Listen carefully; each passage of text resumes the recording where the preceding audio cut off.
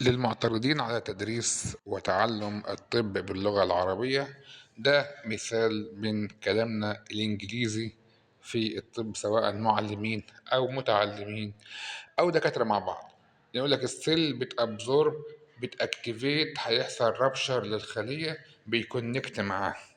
لما نقول الخلية بتمتص وبتتنشط من خلاله، وبيعمل تمزق او يعني انفجار للخليه، وبيتواصل معه بالعربي.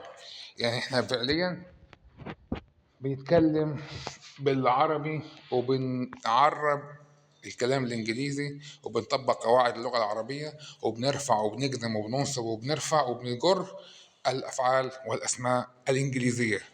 فده مش انجليزي يا مرسي، ولا قرب من الانجليزي، ونجيبها من الاخر وندرس بالعربي، وده افضل لينا وللامه.